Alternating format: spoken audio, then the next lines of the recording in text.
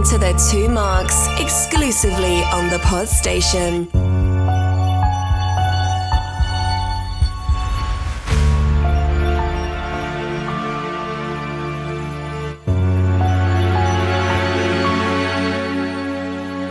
Welcome listeners to another episode of Loki, brought to you by The Two Marks. This time we are discussing episode 5, Journey into Mystery. And once again, The Two Marks are delivering an irreverent review, providing you lively debate, conversation and social commentary. Has the smoke monster from Lost ended up in the good place? Will alligator Loki be turned into a handbag? When will we hear Mobius say, wow? Have we found a ship from Uranus? All this and more will be unpacked in this week's episode. Let me introduce my friend and co-host, Mr. Mark Pollard. Hi mate. Hello. How are you doing? We're back again. We are back for the penultimate. Oh my word, yeah. That's come around quick, hasn't it? It's getting very exciting. Yes. What did you think of this week's episode?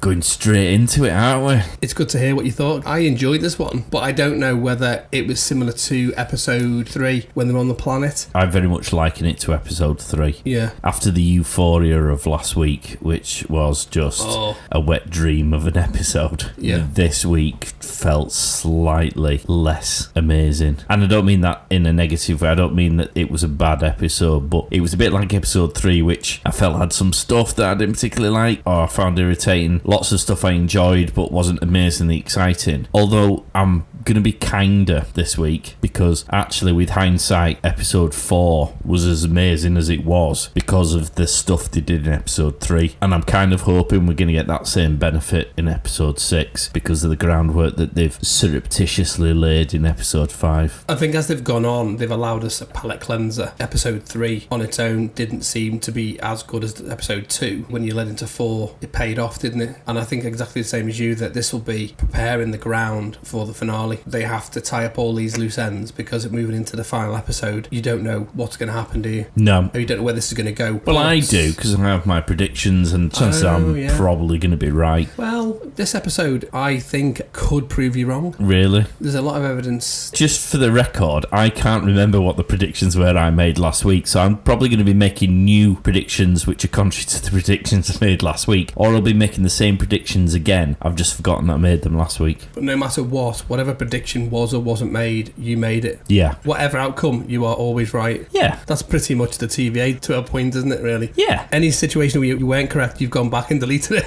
Yes. You know me so well. Well, I said episode 4 was the best one so far, and in fact Loki, by all accounts, is the best season of all the shows. I've got a feeling episode 6 is going to leave us mind blown. But is that going to be a 10 out of 10 mind blown? Would you stretch to a 10 out of 10? Because we've had this problem before. We have. I may go 10 out of 10 because it's the last of that episode. Oh, you're like Craig Revel Holwood on Strictly Come Dancing, who doesn't use his 10 except for in the final, even though when they do the dances, it's not strictly a 10. In fact, there's plenty of dances earlier on in the episode that more than warranted a better score than the one he's about to give. But because it's the final, because he's got a tux and because he might get laid at the end of it, he's just going to throw the 10 paddle up. Straight away, none of those things are going to happen to me, are they? So I can pick a 10 if I need to. Episode 4 was a 9, so we could have another 9, we could have a 10, but we digress. Indeed. We should mention about the competition that we started running last week, where we posed a question. I'm not going to repeat the question, because if you want to know what the question is, go and listen to episode 4. If you message us on our social media channels, that's Instagram, Facebook or Twitter, with the answer to that question, you will go into the draw for winning a TVA jacket. Like me, you can own a jacket that basically says you're always right, irrespective of what everybody else says. And these are officially licensed Disney TVA jackets. Yeah, don't be coming at us with all your lawsuit threats because we're impinging upon your IP rights. We're paying top dollar. Top Disney dollar. Yes, so... Robbing bastards. But if you'd like to be a sponsor...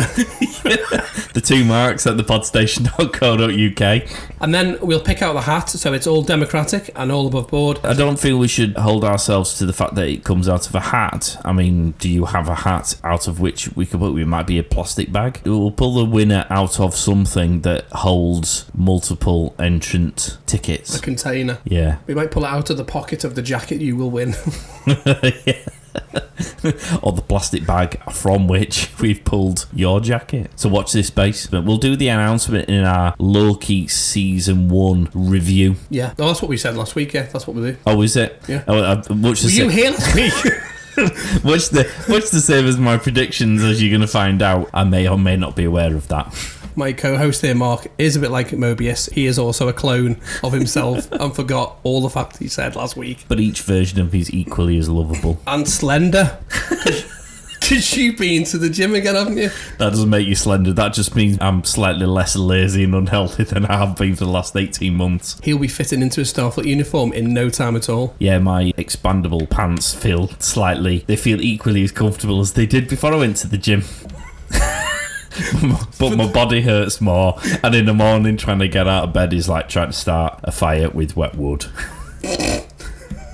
Good analogy. Would you like to tell people how they can get hold of us? Yes, the social medias, which you just mentioned. If you want to email us, the2marks@thepodstation.co.uk. Subscribe to the 2 Marks channel on all of the major podcast platforms. Can't be arsed finding those. Then if you go to the podstation.co.uk website, find the 2 Marks tab under podcasts, and you'll have the icons for all of those platforms. If you just click on that icon, it will take you straight there, and then you can just subscribe on whichever is your preference. And then every time we download an episode, it'll automatically drop onto your device of choice. We do lots of stuff, don't we? We do. Exciting stuff.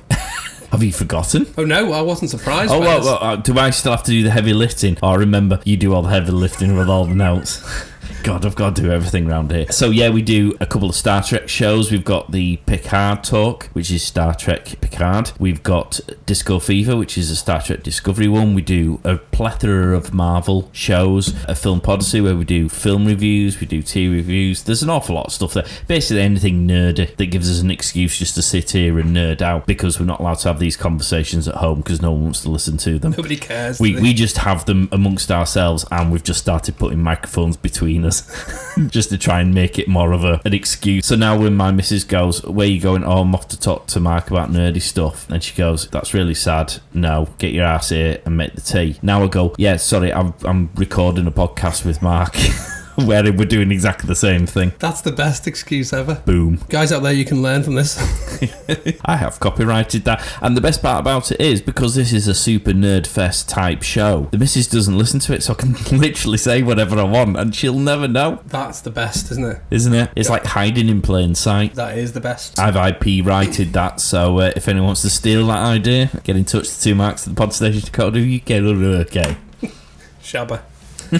This week's episode is a absolute nerd fest, as you mentioned. I felt it wasn't an episode filled with lots of things. It was focusing on singular narrative, push the story forward, and we'll obviously move into episode 6. But what it was an opportunity for Marvel to do is impress us with all their hidden Easter eggs and other. It wasn't even just Marvel Easter eggs, it was just a whole plethora of Easter eggs. I mean, I picked up stuff on the second watch that I hadn't picked up on the first time round. Forgive me, listeners, but I am going to have a mass of Easter eggs for you that I will unpack and share with you at the end. Give us the synopsis. Loki tries to escape the void, a desolate purgatory, where he meets variant versions of himself. Discuss. Yeah, so I'll start with the negative, shall I? I thought this episode at times was a little bit slapstick. The other Lokis, I quite like some of the fun and some of the banter and some of the comic elements of it, but there were other parts of it which were really badly acted. So, child Loki, I didn't think he performed his lines very well. He felt like he was probably more from the line of duty than a Disney mega blockbuster TV series. Okay. So I didn't think the acting was great. I thought some of the stuff was a little bit slapsticky. Other than that, you know, it was a good episode. We got nice character development with Sylvie and Loki, our Loki. Yeah. Going back to episode 3, when they were sort of first stranded on the planet, I thought that was a bit slapsticky. Yeah. And a bit hammy with the way they were acting it and some of the corny lines they're coming out with. Whereas actually towards the end of that episode and since then, their on-screen relationship is brilliant. Absolutely love it. It's developed, hasn't it, over the period of the episodes, which is weird when you think it's only 6 episodes that 3 of them have managed to successfully bond those two characters from being against each other to... They're not romantically inclined. They love each other. Think of friendship. Do you think? Yeah, I don't think it's romantic. More of a symbiosis of... That's the wrong word, because that means one's a host, one isn't. And it's a shit word. So you don't like that one, do you? Let's have some synergy instead. Because they're the same person, in that regard, they know each other more than most, because they were destined to be alone, and the whole of this arc has been a redemption journey. The Loki of 2012 who wants to have his own empire, and you've seen from the films has lorded it over people, and all he wanted is a kingdom that he could rule. When the opportunity has come for him to have that kingdom, he's turned his back on it, being with Sylvie, who is essentially him. The two of them complement each other. It's weird, isn't it? Yeah. I'm still not convinced that they don't want to boink. Yeah, but I think that's out of a narcissistic need. It's because they can. It's not because they're being naturally led that way. They both are the same. Both have the same goals. Exactly the same.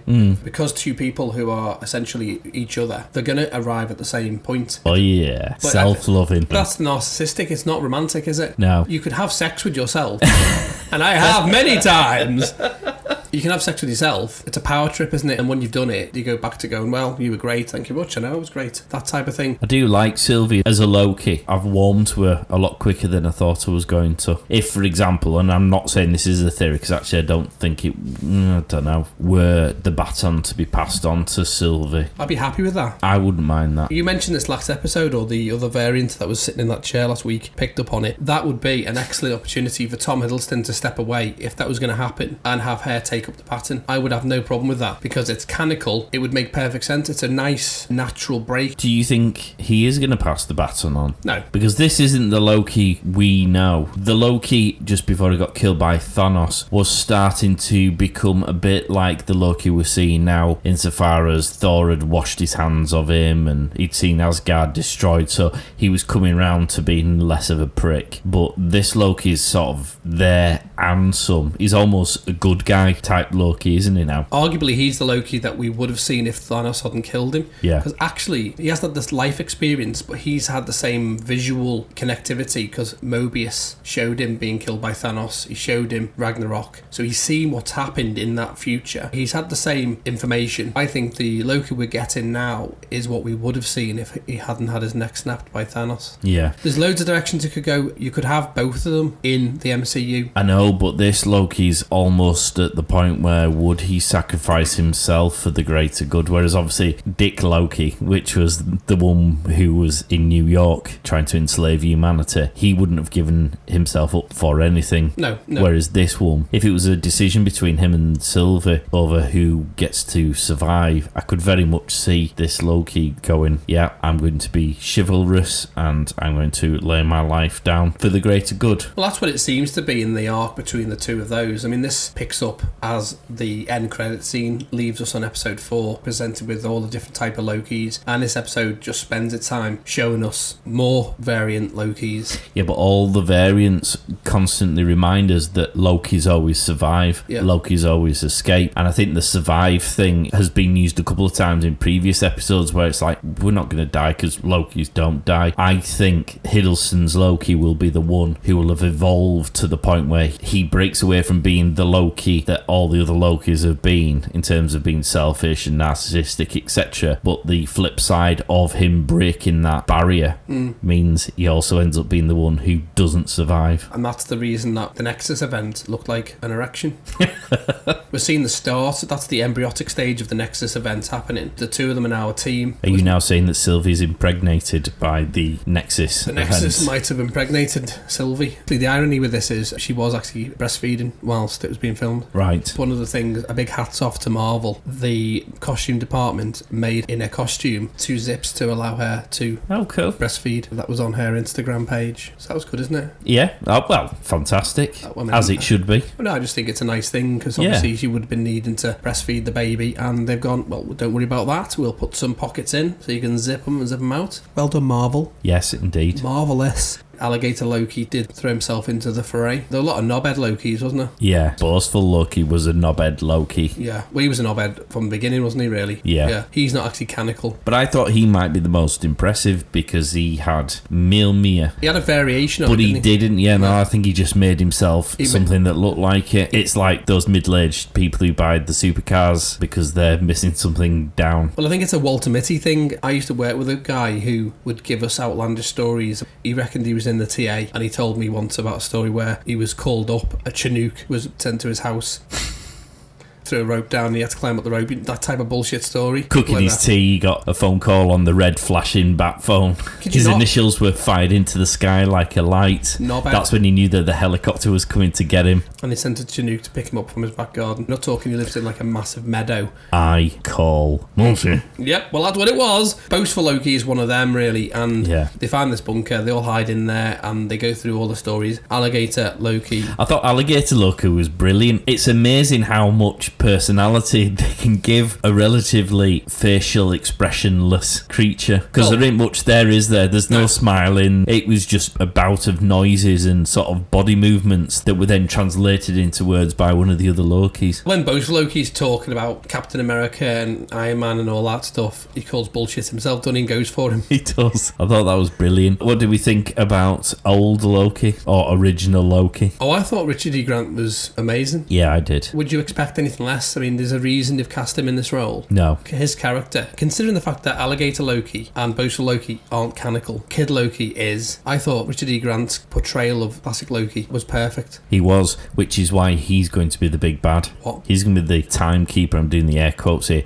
He's going to be the one who's creating all this and doing all this. Not Renslayer from last week? Nope. So you've changed it? I didn't think Renslayer had. I thought last week there was a Loki behind this, and that Loki was trying to get rid of all other Lokis to avoid it. And I think Richard E. Grant's the big bad. Even though he's just been killed. But he hasn't, has he? Has he? Well, there's a couple of things you've got to bear in mind here. Number one, if that smoke cloud thing is something he's created, then can't be killed by something that he's created because he's probably in control of it. Number two, let's not just forget he's a master at illusions, having just created an entire city. So it's highly plausible that he's created this smoke cloud thingy just to act as a deterrent for all the others, and actually from time to time visits this purgatory planet just to keep his hand in, to keep an eye on the Lokis that he's dealing with. I think that might be an option. You're looking at me with a confused and disappointed face. It's your stance. It's quite threatening. That's different to your prediction last week, because we didn't know there was a monster. No, but you didn't even know there was a post-credit scene last week. No, but I did predict that I thought Loki was the big bad, and that Renslayer would be working with, and I still don't believe that Renslayer doesn't know. Well, last week I said I don't think Renslayer knew about it. You said you thought she did. I still think she does. I said I don't think she did. She's full of shit, that girl. You didn't even know the post-credit scene was a thing, so... Yeah, but once I watched it, I did come up with a...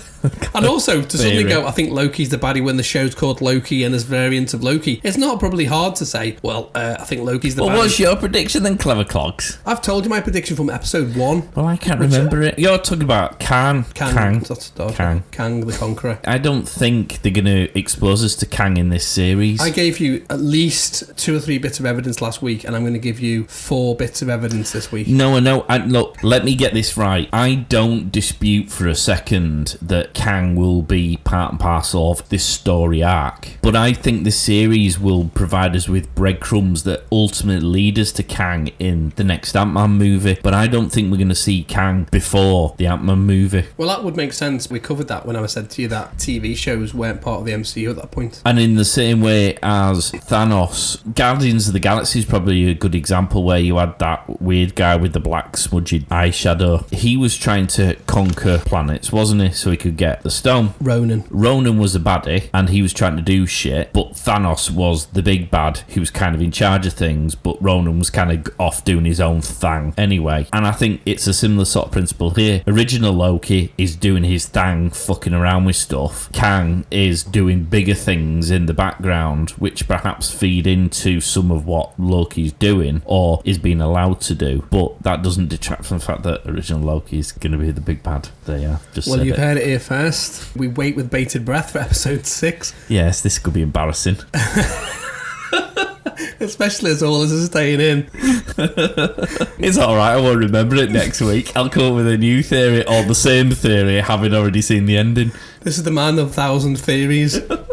So they're hiding in this bunker, aren't they, essentially? Yeah. There's lots of Easter eggs, which I'll come to at the end of the show. The main Loki decides in his wisdom that he needs to crack on and opens the bunker to be presented by, essentially, President Loki himself and a team of... Well, what were they? I presume they're other variants who've been plonked in this land. This place feels very sparse of people, given how many people we've seen being pruned just in 5 episodes. I thought there would have been more, and on the basis that Morbius winds up here, I'm quite surprised that there isn't a anti-TVA, former TVA employees union on that very planet, where when another one lands, go, hey, ex-TVA, come join us, because we're going to figure out how to get out of it, and then we're going to go and cause some mischief. Well, technically, there is. It's in my Easter eggs. But if it is that, which it is, has a wider impact to the MCU. Mobius himself only just got branched off in the comics. Mobius is a clone. The only people who would survive are the Lokis, because obviously, as you've covered, they always survive. Those are the people with President Loki, are other Lokis, because they did all screw President Loki over, which suggests they were. Again, as an Easter egg, but one of them is the bearded one that we saw in episode 2. Right. When he goes to Roxcart and they show the hologram and they show the Hulk variant and they show him winning the Tour de France. Yeah. There's another variant that we see in the holograms that is actually there. Okay. But obviously President Loki is from the comics. The running theme is, which has been mentioned across all of these episodes so far, all the Lokis end up either dying but always end up surviving. Everyone else thrown on this planet doesn't survive. Yeah, they don't have the ability to keep away from the cloud. Alioth is the cloud that you're referring to. Right. Which is a massive Easter egg. Is it? Oh yeah. Massive Easter egg. Are you saving this? Are you going to? Oh yeah, I have to, because I got loads of them, so I don't want to squander the time, really. Having done a bit of the old Loki planet, we should mention about the fact that at the TVA they go back to the courtroom for some reason. They start in the chamber where she's got the spear pointed at her, and for some reason they go back down to the courtroom where they're having a debate over what really happens. I think Sylvie takes her there to find out what's gone on. Why don't she just quiz her in the chamber? She's got Miss Minutes to go back and buy time. Well, Miss Minutes is a bit wrong, isn't she? Yeah, Miss Minutes is basically just taking her time like a librarian looking for a book that hasn't been returned, waiting for the guards to turn up. Well, she's like, the bank where they have those buttons under the desk, and she's frantically pushing the button while... That's exactly what's going on. Sylvie gets onto it and ultimately ends up purging herself, doesn't she? Pruning herself. Bit rude. As you do. With an enormous stick. With a magic stick. She then ends up on the same planet as Loki. But do you believe, before we get there, do you believe that Renslayer doesn't have a clue like she's suggesting? Because she does then go and quiz t'other former... B12, is it? Sounds like a vitamin. It does. It's what vegans need, isn't it, to survive? But yeah, she quizzes her as though she doesn't know the answer, which suggests that she does legitimately have no idea who is the big bad. Well, I don't think she does. In the comics, she is a princess from the 43rd century. Now, if she's been at the very, very beginning of all this, if she's been taken, has been mind wiped, or at least wiped to a point where she knows certain things but not everything. When the head was decapitated and it was turned out that they were androids, she didn't seem as stunned, given her whole world has just come crashing down around her ears. But she seemed shocked by the fact that they weren't real. I know, well, is she though? She was still very much, we have to maintain order, we have to keep the TVA going. And quite rightly, Silver was like, for who? That's someone who, when the head of the snake's been cut off, everyone's running around helter-skelter, she's trying to maintain order. Can you imagine what would happen if people learned that they weren't real? The whole of their belief system is destroyed. I think she's trying to maintain some order. It's gone to B12 to establish what she knows, has kept her separate. She's not only behind a force field, she's behind a wall. Because I actually thought when that wall opened up that we were going to see that it would show that she knew something. Yeah. But then all it did was she separated her completely from everyone else, like massively isolated her. And I think that's on purpose. So B12 can't say to anyone, oh, by the way, you've been indoctrinated. It's all a lie. But she's genuinely trying to find out who's behind it. She's had her mind wiped, been fed information, but she's also a puppet in the whole scheme. But I don't think she's complicit with it. It'd be interesting to see how much she plays in the next episode. Obviously, Morbius has headed back that way to do something, bring the TVA down, as he puts it. But it feels like the main story arc's going to be following Sylvie and Loki when they find out original Loki's the big bad. I think you're going to have a dual narrative. It'll split the episode between where they go to at the end of this and where Mobius goes back to, because his return will immediately create friction, people questioning their reality, because he should have been pruned. So his return will be like, whoa, hang on, I thought you were dead, but actually that's not how it is. It's the good place. or not. Well, it's not that good a place, is it? It seems really. pretty grim. It is a little bit bad and broken. Do you think that they will have taken that shit blanket with them? That's not going to go with them. Because it was a rubbish blanket. She was quite right when she complained about the blanket. That is the most ridiculous blanket ever made. Yeah, you get them from the pound shop where they're about... A pound? Yeah, a millimetre thin, and it's that cheap, horrible, weird, silky, nylon-y material. Yeah, it's not very good. Then if you sat by a fire, you'd probably go up like Piper Alpha. If you're going for a blanket because you're cold, you want something big and woolly and fluffy, don't you? You want something with a decent tog. Yeah, get a good tog rating. A good tog rating, if anyone understands togs. A million tog. Isn't a tog rating universal? Well, I don't know. I mean, not in the MCU, I must... Well, yeah, in the MCU. Well, it must be. I presume it is, and it was introduced for that very reason. However, I don't know anyone who understands the actual system. If someone says 5 togs to me, that could mean really thin, it could mean really thick, it could mean it's made out of duck feathers. I have no idea. Do you? I have no idea. I'm aware of it. I don't know what it means. All I know is that occasionally when I get too hot, my tog duvet gets thrust off me, and when I'm too cold, it gets wrapped around me. I think it's just another opportunity for people to sell merchandise. You'll see a Loki themed cover. Well, I won't be buying that blanket. No, that is not going to be one of our gifts from the competition.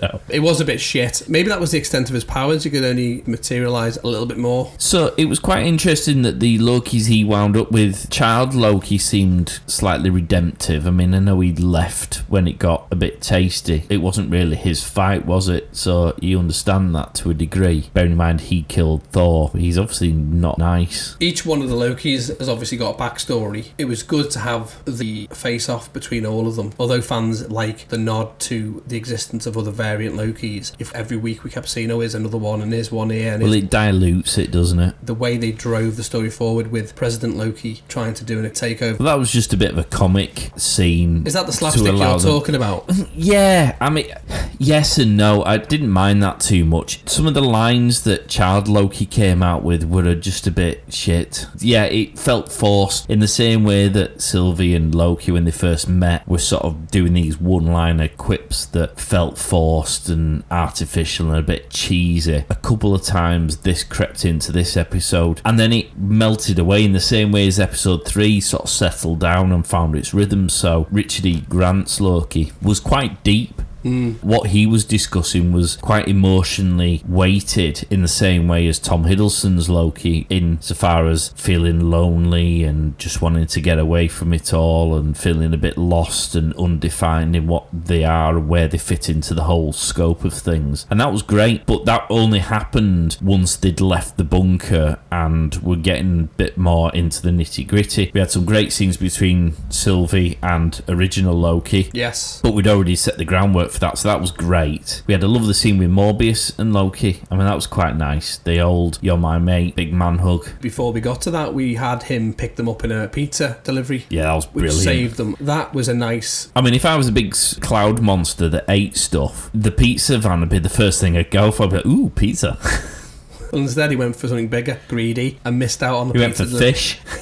Fish on the ship. Yeah. Fish and chips. Fish and chips, yeah. That was a nice opportunity for them to reunite. Now, obviously, Mobius is turned now because he knows it's all been a lie. So he's Team Loki now, isn't he? He is. Do you think they're going to see each other again? Because it kind of felt like they were going off on a different direction with different jobs. It makes sense for Mobius to go back to the TVA. That's the logical thing to do. Because he's a nice guy, he'll have built up a lot of rapport with the people he works with, and so they're more likely to listen to him. If you imagine Sylvie and Loki come back having just been zapped, they're going to get zapped again, aren't they? So it makes sense for him to go back there, and it makes sense for them, who now have forged a really deep bond, to go on the final episode and find out what exactly is going on. Would be nice to round up episode 6 with some answers, because it makes sense that Mobius could go into the movies. I think it'd be very sad if Owen Wilson's character simply existed in 6 episodes and not utilised him in other stuff, and I think the same with Sylvie. Yeah. There will be a payoff, and whether it is that Tom Hiddleston hands up his horns. Because I don't think our two current Lokis are going to be able to coexist in the same reality. No, it's going to be difficult unless, of course, the TVA timeline is all bullshit. If that's the case, all these branch timelines technically mean nothing. They've been using this as an illusion to keep control of people who have been abducted from other times. We don't know what that Nexus event, and I know the TVA were saying the Nexus event's a bad thing, but you don't necessarily know whether they're not being genuine about that. They might want to stop threads breaking out, and I understand that maybe the result of this show is that those branches are now allowed to create all those multiverses, but the strong Nexus event that we were talking about when they were sitting on the planet actually could be something that just breaks everything. That's why they won't be able to be together, because we haven't seen them in the real world since then, have we? They've been in the TVA where it doesn't count, or they've been in this purgatory place where it doesn't count. We find out in this episode when they reset a timeline, we were led to believe in the first few episodes that when they put those time bomb things, that it completely deletes the whole thing. It doesn't. They take that variant timeline and they move it to the end of time. That means they still exist, that actually they aren't killing people. They are. They're killing them a bit further down the line, because what they're doing is they take them to the end of time and feed them to a cloud monster. When they do that, they hit them with the rod. Those people go to this purgatory planet. The whole of that branch doesn't get pruned. They just move it along so it won't affect anything. Time is like a linear thing. They just move it to the end of the line. Yeah, that far away that it isn't going to cause problems to anything else. I presume the idea being that as time moves on, it just keeps pushing those further and further away, so actually you never get anywhere near. It's all very complicated. Well, in terms of quantum mechanics, time's infinite, but then it keeps growing unless you went there specifically and had the technology to do that. The only person who has got that is original Loki. Miss Time's a little bugger, isn't she? Miss Minute Woman. Yeah, I think she knows more and is more autonomous than I think we've been led to believe at the minute. Well, I'm surprised you haven't suggested that she's the big bad. Well, no, actually thinking back, I think it was episode 2 where Loki was asking how interactive are you. I think that was a cheeky little nod to something that'll be relevant further down the line, because in this episode she's the one who comes up with the super special magic spaceship. She comes up with that idea unprompted herself, which suggests she has a consciousness to respond to a situation, and that either suggests that she's a being or she's being controlled by a being. Is that another prediction? It's like anti-Avengers big bad. I don't think she's a big bad. I think she's part of the team. You think she's complicit though? Yeah, she is either the consciousness of original Loki or she's been created by original Loki. Yeah, something like that. I don't know. Well, I think it's an exciting theory. Exciting. Don't patronise me. No, it's true. At least it's a suggestion than nothing, isn't it? That's even more patronise me. So we got Miss Minutes and Classic Loki are up there with your big bad theory. Yeah. Okay. Well, come on. We're not. You spill yours. I mean, you're sitting there looking all smug with your 16 pages 16. Of Easter eggs and notes. Well, 5. Are we not at the Easter egg stage though, are we? Yes. No, I know, but I feel that you're holding back on what your predictions might be, having read all of that shit. My predictions are what they've always been. What I'm doing is presenting you with evidence to support why I think it's that. I'm not just merely going, well, it's this. I'm saying the reason why I'm suggesting it's Kang is for this, this, and this. Yeah, but that's your problem. I'm more fluid and flexible. I evolve to the situation, very Loki-esque. Adjust myself to that situation. You're far too rigid in your belief as to where I'm this like is the timeline. going. You used to be indecisive, now you just don't know. You're inflexible, and that's why you're going to lose. Okay. Let's just see what happens in episode 6. Or delete this section if it turns out not to be the case. So in the story, the whole gang's back together. Woohoo! As you say, a lot of interaction between the different characters, and I thought they were really good, which is why this episode wasn't as good as last week's, but was a good episode. Yeah. We didn't just get classic Loki with Richard E. Grant and then he disappeared. I thought his role in this episode was really powerful, and it's quite subtle as well. And it showed how powerful Lokis are. Well, I mean, our Loki's upgraded because now he can do enchantment-y stuff. But I don't think he realised he could do that, although he has used it before. Yeah, but that was using the Mind Stone, wasn't it? Yeah, it was, yeah. I don't forget, it was a different variant of him, so he's probably not aware of that. The two of them was a bit of a Guardians of the Galaxy, let's all hold the Mind Stone together thing, let's hold hands. But even classic Loki, think about the power when he's resurrecting Asgard from the ground up as merely an illusion. Yeah. That takes some serious power. To buy time, Kid Loki says, this is my domain, so he he stays. Why would he decide that that's where he wants to stay? Is that because he's in charge there? Probably. We don't know his backstory. We know that he could end up being in the Young Avengers if that happens. Nah, not that actor. God, I hope not. He's only had, the end of one episode. He's only had this episode to grow. It's not about the growing, it's about the delivering of basic lines. I appreciate it's difficult being a thespian, but if you're on a Marvel show, you need to be delivering them better than that. Maybe he was just slightly shown up because he's a young kid that I'm kicking, because he was standing next to Tom Hiddleston and Richard E. Grant. Well, to be fair, there is that, isn't there, with the two amazing actors. I mean, in fairness, young actors, they haven't got the level of years on Richard E. Grant. I mean, Richard E. Grant's on 135 movies. Tom Hiddleston's been around for a while from stage and theatre, so he's got a good background. There's rumours that the girl who's playing Ms. Marvel is having problems with her. All right. Child actors, I agree, aren't the greatest, depending on where you pick them from. The best one to look at, if you ever want to see how to act from a child perspective, there's a YouTube clip of Elliot from E.T., his audition. The best audition for a child actor ever, to the point where Steven Spielberg says, you got the gig. Daniel Radcliffe's a great actor, but whenever you look at him, he looks like Harry Potter. Emma Watson, she struggled as Emma Watson because her personality and the way she acts was very Hermione. I thought she was an amazing Hermione, but now she kind of always comes across as a bit Hermione-esque. In all the films I've seen of her, she's not been brilliant, and I haven't seen Rupert Grint in anything particularly since then. He did a short-lived series on Crackle. Problem is with child actors, they struggle. We see interviews with Daniel Radcliffe. He's an alcoholic. Yeah. Because of the pressures. The guy who played the kid in Terminator 2, he went off the rails with drugs. Macaulay Culkin, he went a bit, he divorced his parents. Oh, he went proper mental. And then you've got the other kid from Phantom Menace who was just handpicked in an open casting. Pressures of that. He got trolled. Kid from Sixth Sense. I mean, he's been in a few things, but he had huge weight gain. Like dance mums, isn't it? You are put under so much pressure externally. You're not like other kids. And then you have all the pressures of dealing with the press and dealing with the media and dealing with being trolled by people who didn't think you were great. It can't be good. He hasn't had that much time to grow into the role. Hopefully he does better if he does end up in the Young Avengers. But then you're pitting him off against Richard E. Grant. Exactly. I feel we should do some Easter eggs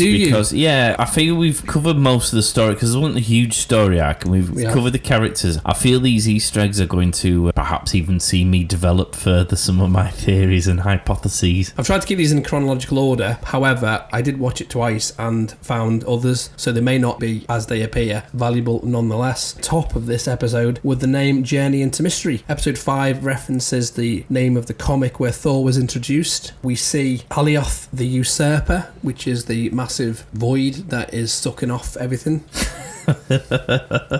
First seen in 1993, which is a rival to Kang the Conqueror. Alioth was unbound by time, was accidentally released by Judge Renslayer, and because of Alioth, the size of it, Kang never was able to expand his empire vertically beyond 2000 BC. Okay, so do we think that those memories that Sylvie sort of senses at the beginning and ultimately is what they're trying to do at the very end, do you think they're going to get some of that canon information? That's an Easter egg at the very end of my Easter eggs. Okay. As you rightly say, she enchants Alioth and gets this flash forward to something when they both hold hands and enchant Alioth again. Opens the barrier. Because Alioth was massive, it prevented Kang's empire growing. Alioth was the only being that could take on Kang's empire. Another piece of evidence to Kang the Conqueror is the big bad. Last episode, we covered the Easter egg section. I said there was Avengers Tower. Upon further investigation, we actually find that it's Kanga Enterprises. In 2015, Avengers Tower was sold to a mysterious character, Mr. Griffon, aka Nathaniel Richards, aka Kang the Conqueror, who was trapped in the 21st century. He sold it to him and it was called Kang Enterprises, which is a little bit on the nose. Then we move nicely on to where they're walking across the wasteland. We see Yellow Jacket's head, the villain from Ant-Man. Now obviously it's massive, but that might explain the fact the last time we saw him, he was being crushed by subatomic particles. Possibly he's been thrown into a variation where he went big again because his suit would allow him to go small and big. There's a reference on the time ticker to Oak Island, which anyone will know in normal mainstream media that could be a link to the Hidden Treasure Island mystery that people have been trying to find the pirate treasure for years. There's a ingrown nuclear tank cleverly placed because it was built by Chrysler in the 1950s but was never put in production for obvious reasons. The tank was called the TV-8. Oh yes, you can't make these up, can you?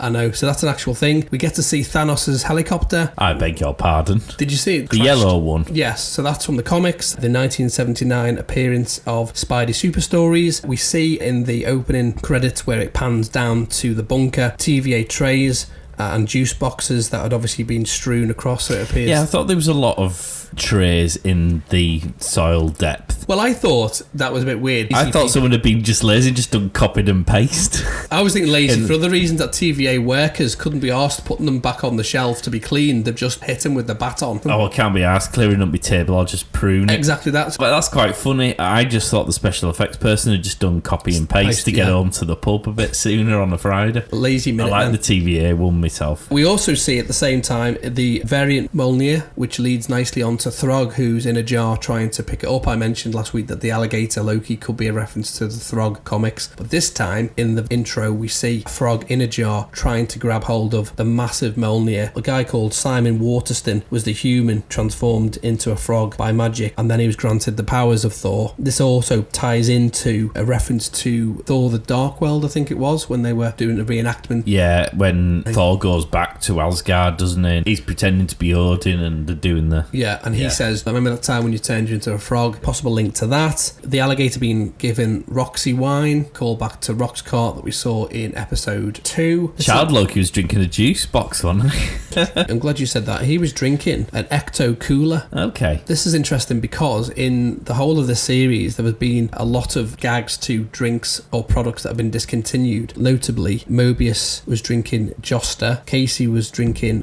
Boku juice, Kid Loki was drinking the Ecto Cooler High C, which were released in 1989 as a tie-in to the real Ghostbusters cartoon. Oh yes. Boom. So you got one there. That was good. Well, sort of. I noticed he was drinking a juice box. I didn't even know it was an Easter egg. Yeah. I just thought he was a kid in a juice box. Now, Polybius, the game that's in the bunker, is known by conspiracy theorists the world over, linked to real-life mysteries across popular culture. Polybius was a arcade game that allegedly hypnotized players for some sinister reason, linked to the CIA or the NSA, potentially. However, before they could find these, the cabinets all strangely vanished without a trace. No way. Manchurian Candidate style. Yeah, but that's an actual popular culture thing. Alright. So these games did exist. So what they've done is they've thrown it into this episode as if they've been TVA'd, which is quite interesting. Moving on, we had the President Loki and Bearded Loki, which I've already mentioned. The variant Loki holograms featured the Bearded Loki. Following on from the theme where people's arms are cut off, President Loki gets his hand bitten off by... That was a bit grim, wasn't it? Call back to The Empire Strikes Back where Luke Skywalker loses a hand. Not to a crocodile, he didn't. It's a tribute to Star Wars. Following on from Bucky Barnes, Groot, Aldrich Killian, now Loki, the President variant. We see the Hulu girl on the dashboard of the pizza vehicle we've seen in Agents of S.H.I.E.L.D. and we've also saw it in WandaVision when Darcy's got it on the truck when she's trying to hijack the vehicle. The other one, which is amazing, have you ever seen the film The Philadelphia Experiment? No. Worth a watch, 1980s film based on allegedly true military experiment where they were trying to, during the war, fit a ship with cloaking technology that allegedly sent it into the future. Right. When the ship lands in front of the monster, that is the ship from the Philadelphia Experiment, which is called the USS Eldridge, a Navy destroyer escort class. I hope no one ever gave that theory to someone, like, I don't know, in front of a job interview or something.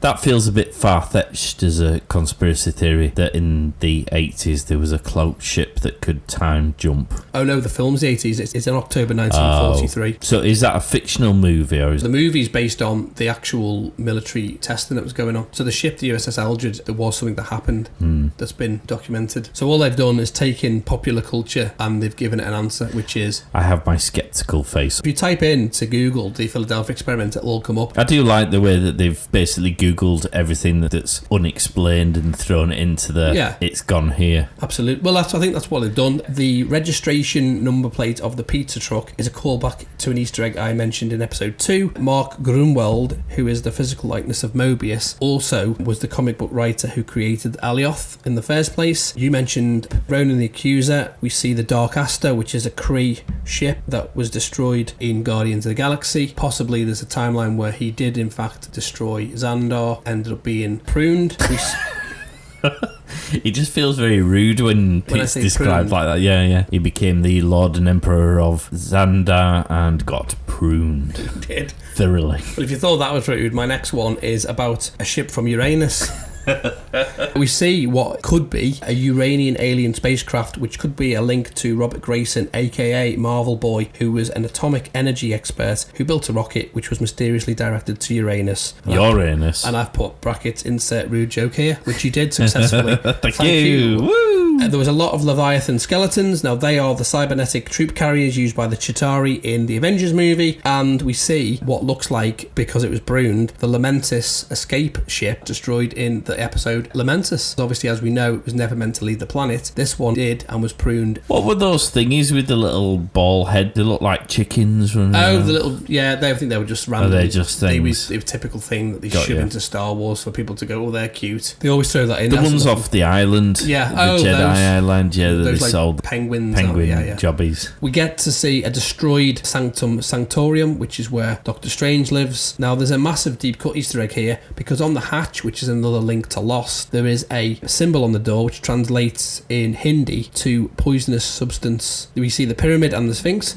another piece of evidence to Kang the Conqueror. Why, you say? Well, because in the comics, one of the alter egos is Ramatut, the alias used by Kang the Conqueror. Well, in fact, he retires to that time period, but he starts off in ancient Egypt. We then see Red Skull's rocket ship, which was used by Red Skull and Captain America, the first Avenger. Then we see a massive Easter egg to the Living Tribunal, the multi-face statue. And the reason why this is hugely important, the Living Tribunal is essentially the protector of balance in the multiverse. And what he does is he steps in when a single force gets too big for its boots. He is the TVA. The fact that he's been pruned could indicate that the TVA are trying to remove all evidence of his existence, because he will step in and sort it out if it threatens the reality. Now, we have seen a link to him in the film Doctor Strange. When Doctor Strange is being trained in the arts of mystical magic, they have the Living Tribunal staff. We have had a link to the Living Tribunal before. We see the helicarrier. Now, this isn't just the helicarrier that was used by Deadpool even before Fox and Disney did the merger. This could well be the Hydra helicarriers. There's possibly an alternate timeline where, in fact, Operation Insight was successful. The final piece of evidence to explain why Kang the Conqueror is the big bad, Kang's Citadel. Last episode, I mentioned that the TVA sits outside the timeline, and that the Easter egg that was seen in Ant-Man and the Wasp, Chronopolis, it suggests could be their base of operations. In the middle of the city is Kang's Citadel. I know, and those are all very valid points. But didn't you say in a previous episode that in the comics, Loki did a deal with Kang so that he could be in charge of something while Kang was in charge of other stuff? Kang did a deal with the Timekeepers to have a 7,000 year reign. Well, I think in this film, original Loki is the Timekeeper, and they've done that deal, and so we won't see Kang in this series. We'll see him in future films. He will be the big bad of this next phase. I don't want to say phase 4, because it'll probably be like phase 4, 5 and 6, a bit like Thanos, where his presence and our knowledge about him will increase over the course of the next 3 phases till the big climactic finish that you get in Endgame. I think it'll be the same thing, which means that we aren't going to see him straight away. But you disagree? I don't disagree. I'll just give you a different alternative suggestion. Just for the record, you're saying classic Loki's the big bad? Yeah. Okay.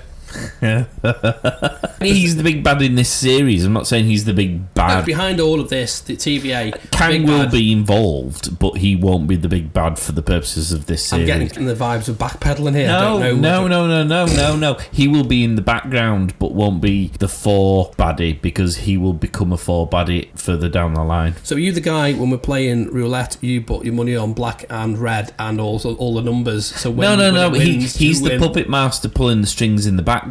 At the moment, original Loki is the puppet that he's pulling the strings of. We only see the puppet in this series. We don't see the puppet master. Okay, well, for clarity, you're saying classic Loki, I'm saying Kang the Conqueror. Yeah. And never the twain shall meet. Because I think phase 4 and 5 are going to be quite closely tied together thanks to COVID. Quantumania is not far off in terms of films. So, I mean, we know the time recording this, Black Widow's just been released on tomorrow. It's tomorrow, yeah. Tomorrow it's released, so I should be watching that tomorrow. It's on Disney Plus tomorrow. Yeah, so you can either see it in the cinemas or you can rent it on Disney Plus if you don't feel like you want to contract a deadly virus by sitting next to somebody prematurely before you've had your jabs. I'm going to rent it. In fairness, the cinemas round here, you wouldn't be getting COVID-19. You may be getting thrush. Well, either way, I don't want any of that stuff. I just want to sit happily at home and gorge on some Marvel Fest. I'm looking forward to that film, but I think we said this previously. It kind of feels like they're just tying off a loose end. Although I haven't seen this, been led to believe there was a post-credit scene on this film. They will tie it into some stuff for going forward, because otherwise it'd be pointless bringing it out because no one would watch it. So they will make it relevant, but it does kind of feel like we're looking at a character who's not going to be around, or will we? In the multiverse, maybe we will. This could tie it all back in. I think Scarlett Johansson would do another film if presented, and they've already suggested there could be a sequel to this. I think the door's left open, and what this does, if it ties into Spider-Man and Doctor Strange in the multiverse, if they all are connected in what we're seeing with Loki and WandaVision, it leaves all the things open, doesn't it? It does, but does it detract slightly from the emotional weight when she dies to give up the Soul Stone? It does, the same as you've got the story arc with Gamora being a different variant of Gamora. Exactly. We'll have to wait and see. Marvel always do a very good job. My question to you, as we've slightly gone on a tangent, we'll bring it back in. We'll bring it back in after this question. What did you think about the latest Instagram post that we may be seeing a return of Wolverine? I haven't seen that post. I did know this, actually. Someone had mentioned, I'm sure I've heard or read about Hugh Jackman coming back as Wolverine again, now that Disney... It's not confirmed, but he had a meeting with Kevin Feige. Yeah, I'm pretty certain he probably will come back. Do you like that idea? I'm not opposed to the idea. I'm interested to see what they do with X-Men generally. Yeah, thought it was quite exciting because I know Ryan Reynolds and Hugh Jackman are good friends and also business colleagues who have the bit of bants on social media. They were quite liking the idea of Deadpool against Wolverine, as you rightly say, all back into the fold. I just thought it'd be quite an exciting thought. Yeah, I think so. I don't think we'll see him for a while, but it's nice to know that he's now considering coming back. I don't know whether Patrick Stewart's going to get wheeled in because he's 81 or whatever. If he makes it past Picard season 2, that'll be great. I know. This is the thing that's really starting to upset me slightly, is the thought that one day Patrick Stewart might not be here. We're not going to have an episode of sadness. Oh my God. We'll just have like a 2-minute podcast. Anyway, before I start crying live on a podcast. So let's go on to scores on the doors. We end this episode leaving it open to a massive conclusion of season 1. We've left it with Mobius going back to TVA to create havoc. We've left it with Sylvie and our Loki going to Kang Citadel, a classic ethereal castle in the sky, not to be confused with a song from the 90s. So what did you think? What was your score on this? My knee-jerk reaction would be to give it a 7, but actually, with hindsight, and I've only watched it once, so I think I'm going to give it an 8, because actually watching it a second time, I think I'll enjoy it even more. And I strongly suspect when I've watched next week's episode, I'll probably appreciate this one even more, in the same way as I feel now I was slightly harsher about episode 3 than I should have been, because the groundwork they laid in that, and it was still a good episode. It wasn't like, you get these crappy filler ones where they lay the groundwork. It was still a good episode, but they laid so much groundwork that paid such dividend in 4, and I feel we're going to get the same, so I'm going to give it an 8. What about you? I'm going to give it an 8. They've paced it well. It didn't not deliver. For me, I like these Easter eggs. Quite like the way they tie everything in. You see, I missed a lot of those. I'm glad that you do these sections, because I wouldn't know a lot of these things. I'm not au fait with a lot of the comic book stuff. Now we've mentioned them, if you watched it a second time, I reckon you'd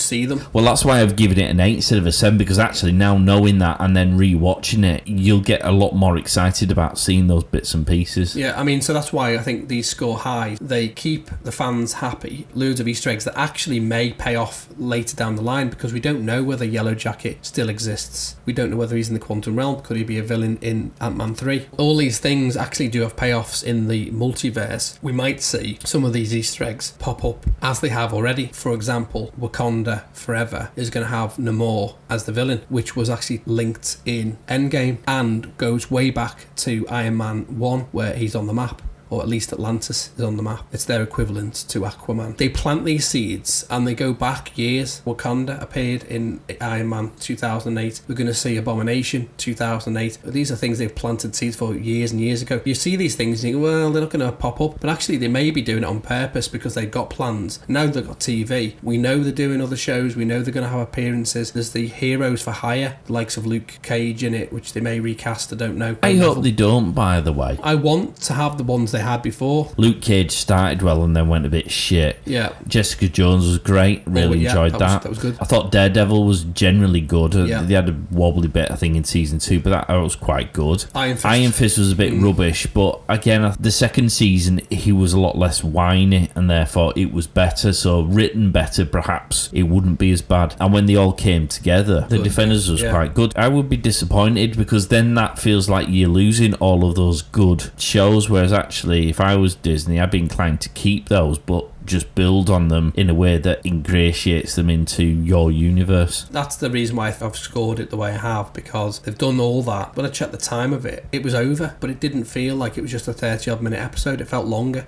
No, you see, I didn't know it was 30 minutes because I didn't look, but it did feel like a short episode. I wonder how long the next one's going to be. I hope that's going to be sort of close to an hour. I do feel slightly cheated when these shows go short because there's no restriction on time. No. And when they do these short ones, I kind of feel like I've been shortchanged, which is wrong, I know, because you should only have it as long as you need to tell the story you're telling, and to have to fill time is when things start becoming slow paced and inconsistent, which I get, but I guess I just need that weekly injection of Marvel, and anything less than 44 hours it's just not acceptable. Well, you've got Black Widow to build up, haven't you? So yeah, that for me is why I've chosen 8. Very good. Well, we'll look forward to your review of 9 out of 10 for the final amazing episode of Loki, and then we'll do a full review of the season. We might even get a guest on. Ooh, do what we normally do and get like a proper specialist who turns out not to know fuck all about the subject matter.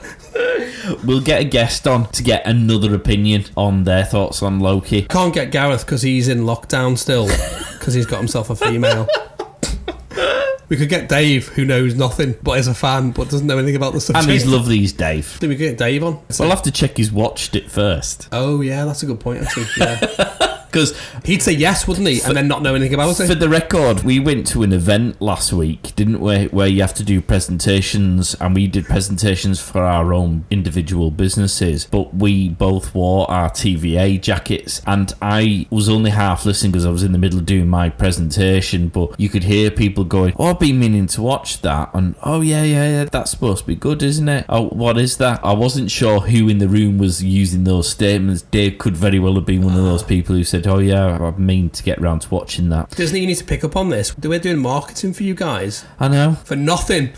Give us some money. The 2 marks at thepodstation.co.uk. Give us a review. Absolutely. 5 stars if you liked it, 5 stars if you didn't, because it's equally good. Yeah, and we're doing this for free, so go easy. To be fair, yeah. Share it with your friends. Give us some messages, DM us, throw some comments on them. We want to read some comments I haven't read any comments on at all during this season. Now, I had a rumour that you do a poll every week. Every week I do a poll on the episode. You can give us your thoughts on that episode. I get votes, but I don't get any comments. I want people to give their thoughts, give their opinions. Make it controversial if you want to be controversial. Disagree with us, that's cool. I just want to read out some thoughts, people's insights. So yeah, do that. Twitter is the poll. Just type in the 2 marks, all one word. We're on Instagram, same, and Facebook if that's your platform of choice. Yeah. Thank you for listening, I suppose. Yeah, thank you very much for listening. All one of you. Tune in for the final next week. When I'm proven right. Excelsior!